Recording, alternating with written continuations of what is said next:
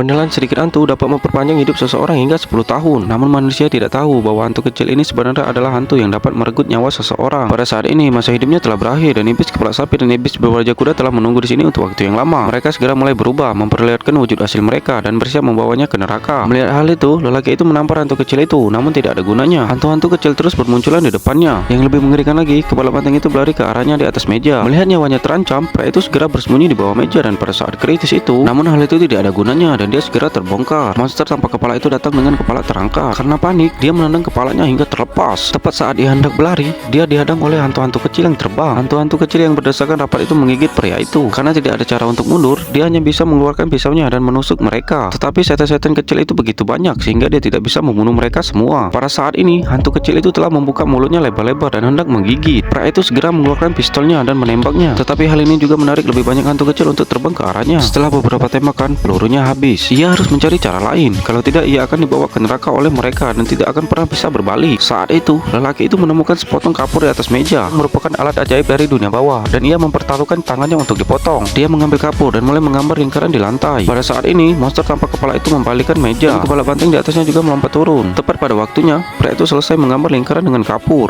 Saat kedua pria itu saling berhadapan, lalu benda-benda di sekitar mulai berterbangan dan menari-nari dalam lingkaran. Minotaur mengalihkan pandangannya dan tampaknya tidak dapat lagi melihat pria itu, tetapi mereka tidak dapat masuk ke dalamnya. Pria itu kemudian menyadari bahwa kapur tersebut telah melakukan keajaiban. Itu dapat memisahkan dunia yin dan yang. Selama dia tidak keluar dari lingkaran, dia akan aman. Hanya ada satu cara untuk mengatasinya, yaitu menggunakan sup mengpong untuk menghilangkannya. Pada saat itu, penyihir di dekatnya pun menyusun rencana. Dia mengubah wujudnya menjadi Meng Jiangnu, langsung menuju lingkaran dan mulai berlatih sihir. Tiba-tiba angin kencang bertiup dan rumah mulai berguncang. Dia ingin menggunakan kekuatan sonicnya untuk membalikkan sup mengpot di sudut. Tak lama kemudian, panci sop itu roboh dan sup hijau itu pun tumpah ke seluruh lantai dan mulai mengalir ke arah lingkaran. Tak lama kemudian, sup itu pun masuk ke dalam lingkaran. Ini berarti kekuatan sihir lingkaran itu akan segera habis. Benar saja, tanpa perlindungan lingkaran, setan dari neraka telah mengepung mereka. Cakar yang tak terhitung jumlahnya terulur ke arah laki-laki itu, dan laki-laki itu dibawa ke neraka, di mana ia akan menunggu putusan takdir. Pada saat ini, hakim neraka telah lama menunggu di sini, karena laki-laki itu mengubah nasibnya tanpa izin. Ia dijatuhi hukuman neraka tingkat ke-18 dan tidak akan pernah terlahir kembali.